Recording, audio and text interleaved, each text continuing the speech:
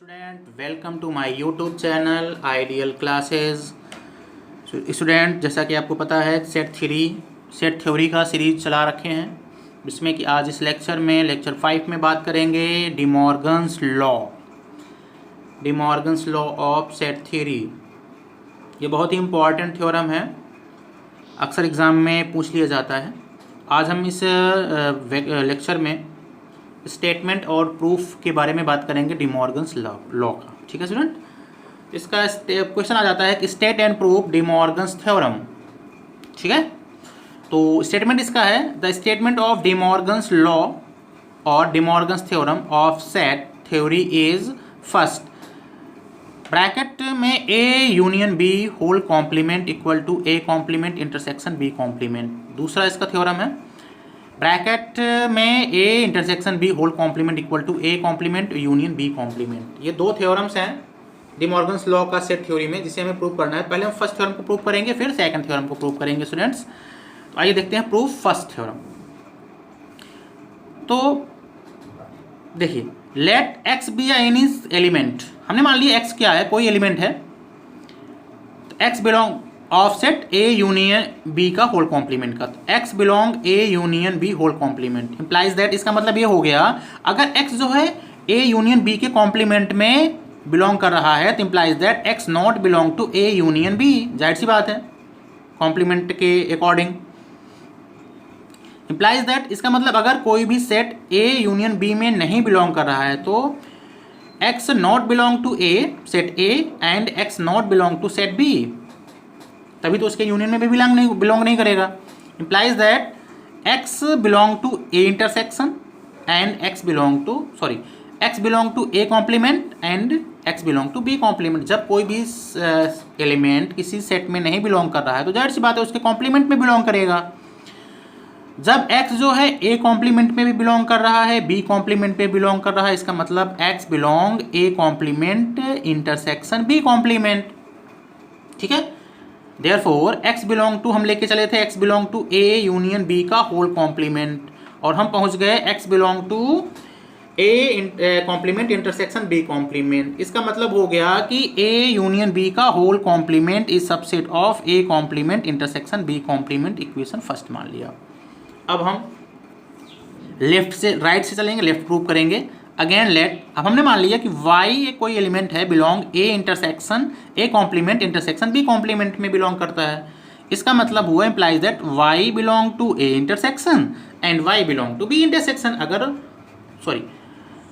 हमने मान लिया कि y belong to A complement intersection B complement. इसका मतलब हो गया y belong to A complement and y belong to B complement, तभी तो उसके इंटरसेक्शन में बिलोंग करेगा।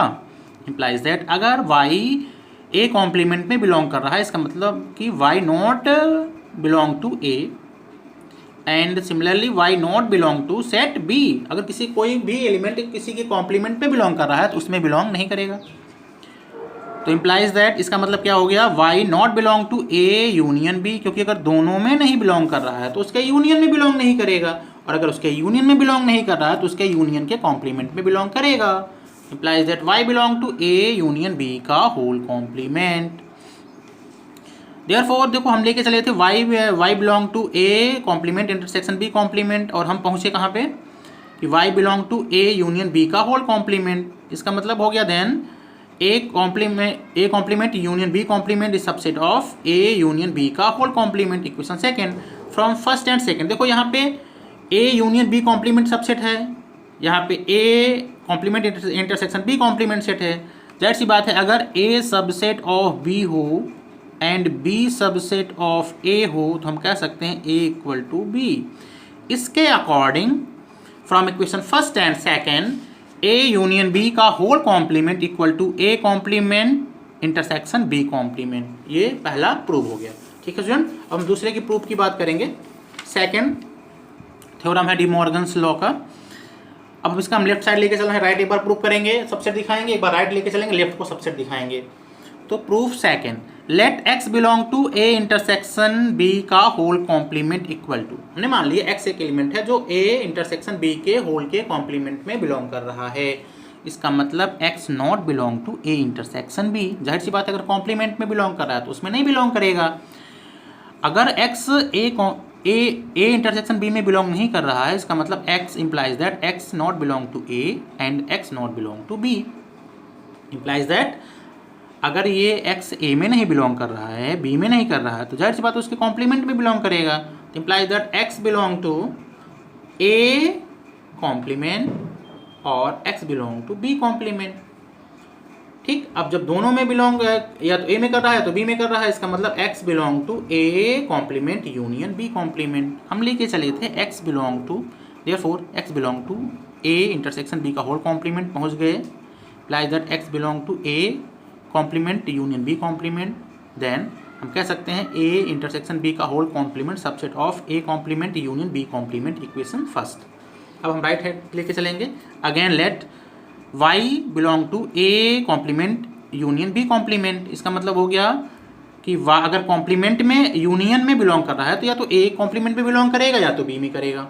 तो y belong to A complement और y belong to B complement. Implies that अगर इसके कॉम्प्लीमेंट में बिलोंग कर रहा है तो y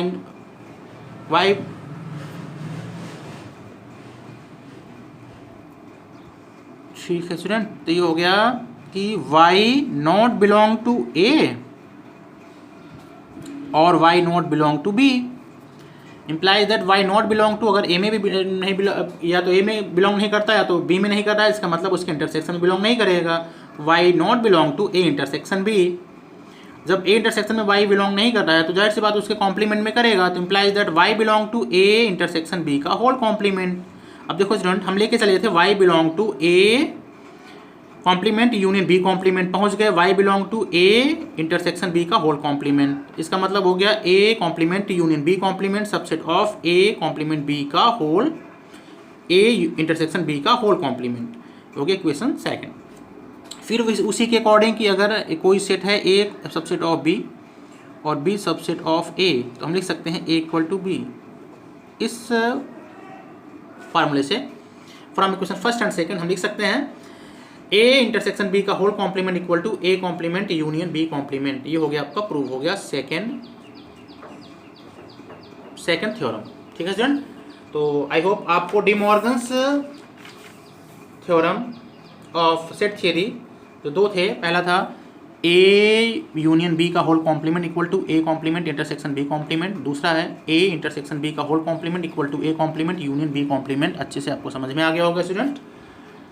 ठीक है, आप इस थ्योरम को एक बार देखिए, उसके बाद खुद इसे सॉल्व करने की कोशिश करिए, तो अपने आप अच्छे से आपको हो जाएगा सॉल्व। ठीक है, आई होप आपको समझ में आया होगा। तो प्लीज़ लाइक करिए, शेयर करिए, सब्सक्राइब करिए हमारे चैनल को। Okay, take care, thank you.